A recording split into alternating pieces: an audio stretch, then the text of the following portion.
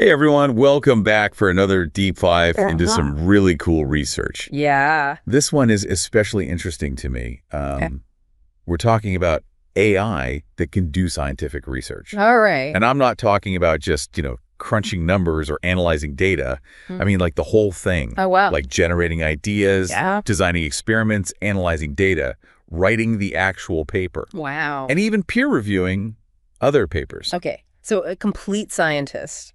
It's wild, right? It is fascinating, and this field is moving so fast. Yeah. So we're going to be looking at a paper Right. that evaluates a tool called the AI Scientist. AI scientist. And this was created by a company called Sakana.ai. Sakana.ai. Yeah. Okay, I've heard of them. Yeah, they're a Tokyo-based startup. Okay. Got a bunch of funding. Okay. And they launched this AI Scientist in autumn 2024. Okay, so pretty recently. Yeah, and they made some pretty bold claims. That's what? Basically, that this AI could automate the entire research process. The entire thing. Yeah. Wow. All for about $15 a paper. $15. Yeah. That's it. Yeah, that's what they claimed. I mean, I could see that getting a lot of attention. Oh, yeah, for sure. Some people probably loved that. Some excited. Yeah. And others probably pretty skeptical. Yeah. Understandably. I mean, $15. Yeah, and that's where this independent research paper comes in. Okay. Researchers at the University of Siegen in Germany and the National University of Singapore, they wanted to see if the AI scientist could really live up to the hype. Yeah, makes sense. Now, these researchers are experts in machine learning and information retrieval. Okay. So they're well equipped to assess this type of technology. So they really put it through its paces, huh? Yeah, they did. They use the AI scientist to conduct research in a field called green recommender systems. Okay, green recommender systems. So for our listeners who aren't familiar with that? Yeah, so what is that exactly? Imagine like a system online that recommends products to you. Yeah, like Amazon or something. Exactly. But it does so in a way that's more energy efficient. Okay. So think of it as like eco-friendly algorithms. Okay, interesting. Yeah. So they had this AI scientist try to do research in that area. Exactly. And what did they find? Well, they found that the AI scientist does have some impressive capabilities. Okay, like what? So, for one, it can actually come up with research ideas. Really? Yeah. Okay. Though not always totally original ones. Okay, so it's not like a superhuman. Not yet. But it can also take existing experimental code and modify it to test out those new ideas. Okay, so it can kind of build on what's already out there. Yeah, and it can even write a structured research paper. Wait, a whole paper? Yeah, like a full research paper. With like an introduction and methods and results? Yeah, complete with figures and references. Yeah. It even tries to give structured peer reviews. Oh, wow. So it's trying to be a peer reviewer too. Yeah, of other papers. Okay, and all of this for how much? Like how much did this actually cost to do? Well, they found it was remarkably low. Okay. As little as $6. $6? Yeah, and about 3.5 hours of human effort per paper. 3.5 hours? Yeah. I mean, that's pretty mind-blowing. Yeah, the speed and cost are definitely remarkable. Yeah. But the researchers also found some limitations. Okay. And this is where it gets really interesting. All right, let's get into that then. Yeah. So what are some of these limitations? It's not like a perfect system, right? Oh, right. So what are we looking at here? Well, it turns out the AI scientist isn't quite ready to replace us humans just yet. Okay, good. I was starting to get a little worried there. Yeah. So what's holding it back? Well, for instance, it's not as autonomous as Sakana.ai might have you believe. Okay. It actually needs a lot of guidance from humans. Really? Yeah. Okay, so it's not like you can just say, hey, AI, go cure cancer, and then just expect it to spit out a Nobel Prize winning research paper. Yeah, exactly. You have to give it a very specific template to work with. Okay. And you need to feed it some initial ideas to get it started. So it still needs like a starting point. Yeah. Okay. It's more of a tool than a completely independent researcher. So if it needs that much hand-holding, how much of the thinking is it really doing? That's a good question. Yeah. And it gets even more interesting when you look at its ability to come up with new ideas. Okay, so remember how we said it can generate research ideas? Right. Yeah. Well, it turns out it's not so great at figuring out what's truly a novel idea. Oh, really? Yeah. So it might think it's found something groundbreaking. Yeah. But it's actually already been done. Right. It's like that student who writes a brilliant essay, but it turns out they just copied it from Wikipedia. Oh, so it's accidentally plagiarizing? Yeah, essentially.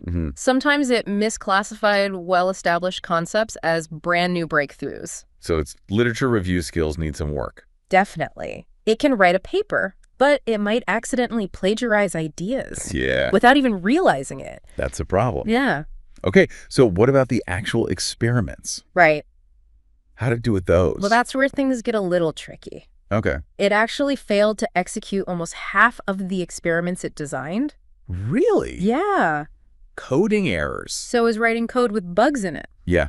It's a known issue with some AI systems. Okay. And sometimes even when it did get results, those results weren't always reliable. So it's not just the code. It's like the results themselves are iffy. Yeah, and in some cases it even included incorrect or completely made-up results. It's just making stuff up.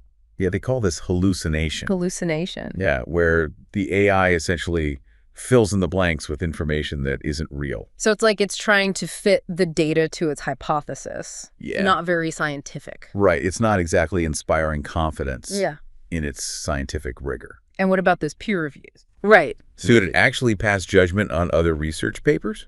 Well, it could structure a peer review. Okay. But it often lacked depth and frequently missed major flaws. Okay. So not a very good peer reviewer just yet. Not quite. All right. So it sounds like this AI scientist. Right. It's a fascinating development. Yeah. But it's still got a ways to go. Yeah, it's not quite the robot overlords of science fiction just yet. Not quite. But it does represent a significant step towards automating certain aspects of scientific research. Okay, and that's what makes this whole discussion so important. So we've seen what it can do. Right. We've seen its limitations. So where do we go from here? Right. What does all this mean for the future of research?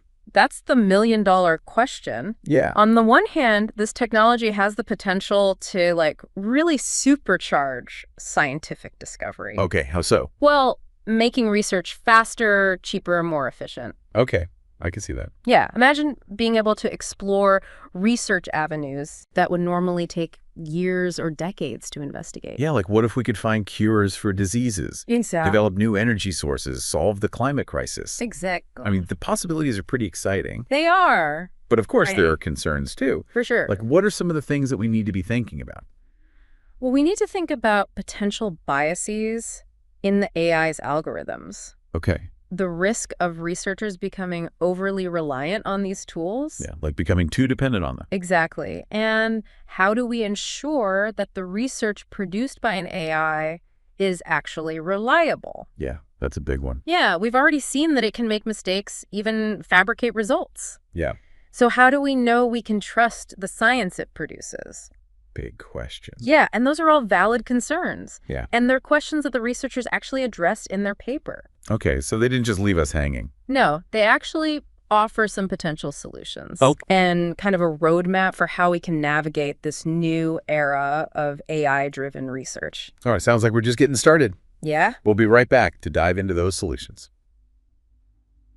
Okay, so we've established that this AI scientist, it's a promising tool. Yeah. But not perfect by any means. It's got some limitations, for sure. Yeah, it can do some really cool things, but it also needs a lot of hand-holding. Yeah, it's not quite the independent researcher we might have imagined. Not quite. But the researchers who did this evaluation, they didn't just point out the problems. Yeah. They came up with some ideas for how we can make this technology work better. Okay, so they're not just, doom and gloom. They're actually trying to be constructive here. Yeah, they offer some potential solutions and some guidelines for how we can move forward. Okay, so let's get into those. Yeah. What are some of their recommendations? Well, one of their key recommendations is to focus on transparency. Okay. Especially when it comes to the AI's decision-making process. So basically being able to see how it's coming to its conclusions. Exactly. Think of it this way. Imagine you're reading a research paper, but you have no idea which parts were written by a human and which parts were generated by AI. That would be pretty confusing. Yeah, it would be hard to know what to trust. Yeah, and even if the results were accurate, you'd still want to know Right. how the AI got there. Right. Like what were its thought processes? What data did it use?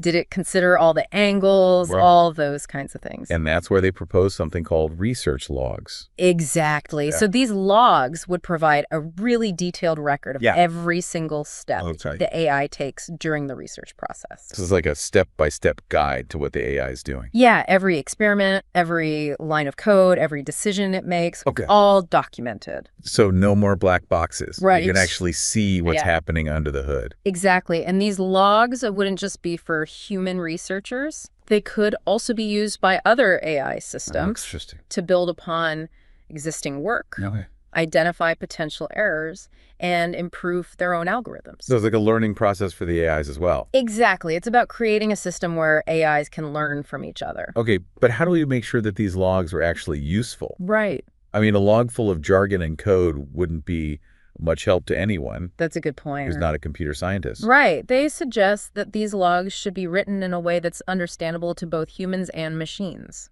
Okay, so it's got to be clear to everybody. Exactly. They should include clear explanations of the AI's goals, the methods it used, and the reasoning behind its choices. Okay, so it's like a narrative almost. Yeah, like a story of the research. Okay.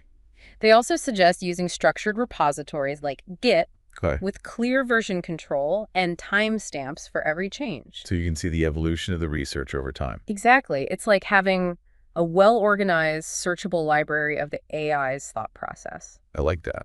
But even with these clear logs, there's still the issue of reproducibility. Right. Just because an AI can do something once doesn't mean it can do it again consistently. Exactly. And to address that, they propose using containerized environments. Containerized environments. Yeah, using tools like Docker or Singularity. Right. Think of it as like packaging up the entire computational environment the AI uses, including all the software, the libraries, the configurations. So it's like a snapshot of the AI's brain at that moment in time. Yeah, so other researchers could essentially recreate the exact same conditions and verify the results. I like that. That makes a lot of sense. Yeah. But I'm curious about how we actually evaluate AI-driven research. Right. I mean, how do we know if it's any good? That's a great question. And the researchers actually have a pretty bold suggestion. Okay, I'm listening. Pilot projects and competitions. Competitions. Yeah. They imagine a future where AI system, like the AI scientist, go head-to-head. Their research being evaluated alongside human-authored work. Oh, wow.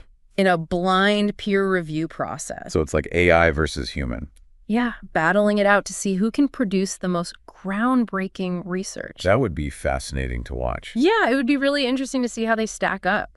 Okay. They even suggest incorporating such a competition into a major conference like SIGGR. Yeah, that's a pretty big stage. Yeah. Of course, they acknowledge that current AI research tools aren't quite ready for that. Yeah. But they believe it's something that could be viable in the next few years. Right. And they urge the community to start planning now. So thinking ahead. Yeah. Okay. But let's not forget about the human element here. Right. How do we ensure that AI complements rather than replaces human researchers? Yeah, that's a really important point. And that's where they propose the creation of 2 new markup languages. 2 new languages? Yeah. Okay, my brain is starting to hurt a little bit here. I know, it's a lot, but they're actually pretty straightforward. Okay, so what are these languages? Okay, so the first one is RAML. RAML? Yeah, it stands for Research Attribution Markup Language. Okay, what does that do? It's a way to clearly label AI-generated content within research papers. Okay. So it's essentially a tagging system that indicates whether different sections of a manuscript were fully generated by AI or edited by a human after being generated by AI or just suggested by AI but written by a human. So you can see exactly how much AI was involved in each part of the paper. Exactly. It's all about transparency. Okay, I like that. And what about the second language? Right. So the second one is RPML. RPML. Research Process Markup Language. Okay, and what's that all about? This one is all about documenting the entire research process in a really structured, machine-readable format. Okay. So it captures details like experiment setups, code versions, data sets, used even the context of citations. Wow, so it's like creating a super detailed recipe for how the research was conducted. Exactly. This would make it much easier for others to understand, replicate, and validate the work. Makes sense. Yeah. Okay, so we've got these markup languages, we've got the research logs, we've got containerized environments. This is all about making AI-driven research more transparent, reproducible, and accountable. Exactly.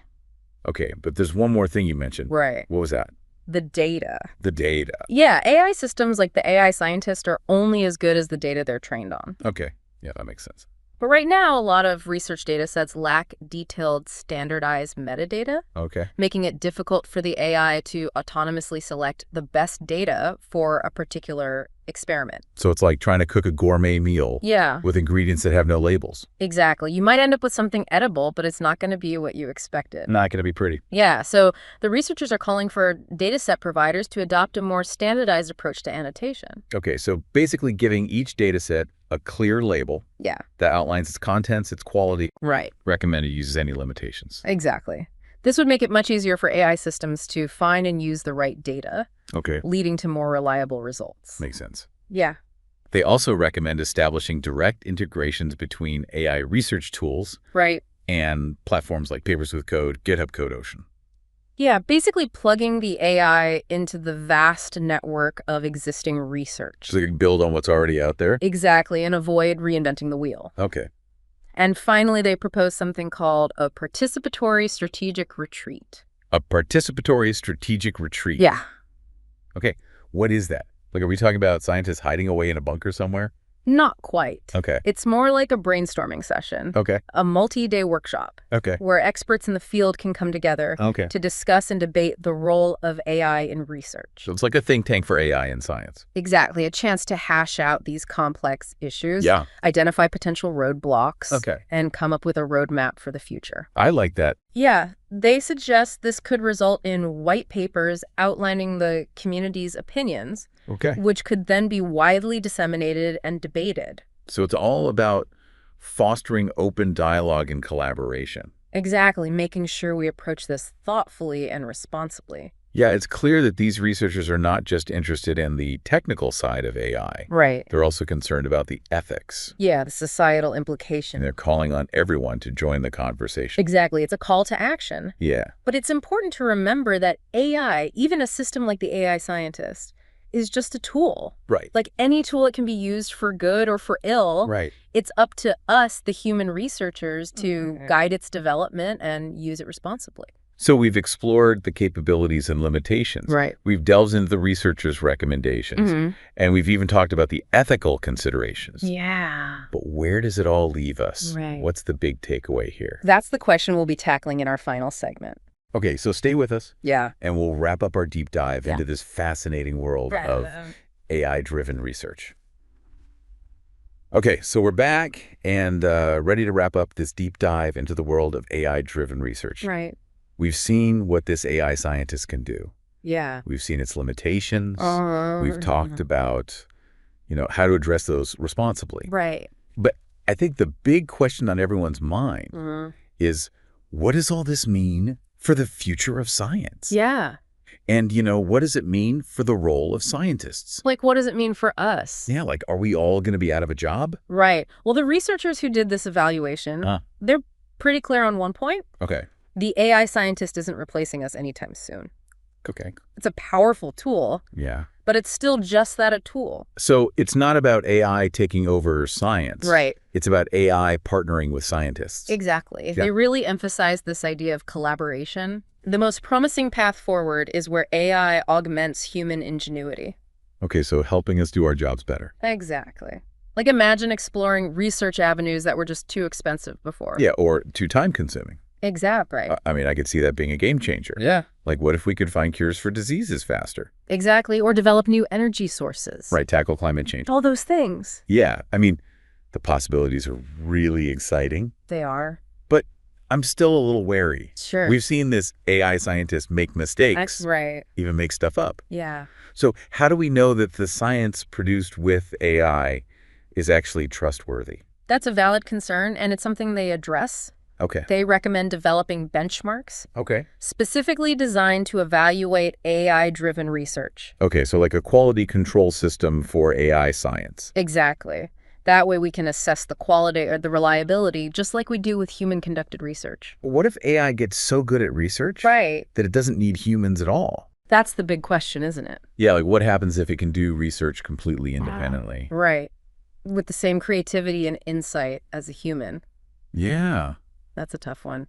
They actually refer to this as scientific AGI. Scientific AGI. Yeah, artificial general intelligence for science. Okay. And they say it's impossible to predict when or even if we'll reach that point. So we're entering uncharted territory. Absolutely. And that's what makes it so compelling. Yeah. It raises all these questions about, what it means to be a scientist. Yeah, like what is creativity? What is intuition? Is that something that a machine can even have? Right, and how do we define scientific discovery if machines are doing it? Yeah, that's a lot to think about. It is. But I think the important thing is that we are thinking about it. Definitely. We need to have this conversation now. Yeah, before it's too late. Exactly. And I think that's really the message of this paper. Yeah, they're calling on everyone to join this conversation. Yeah, not just computer scientists. Right. Everyone who cares about the future of science. Exactly. We need to work together. Yeah. To figure out how to use AI ethically and responsibly. Because ultimately, the future of AI in science is not predetermined. Right. It's up to us. Yeah, we get to decide what role it plays. So as we wrap up this deep dive, I have one final question for our listeners. All right. What role do you think AI should play in scientific discovery? Yeah. Is it a powerful tool to embrace? Yeah. Is it a threat to be managed? Or something in between. We encourage you to keep exploring this topic. Yeah, check out the show notes. We've got links to the research paper. And some other resources. Thanks for joining us. Yeah, thanks for listening. And until next time, stay curious.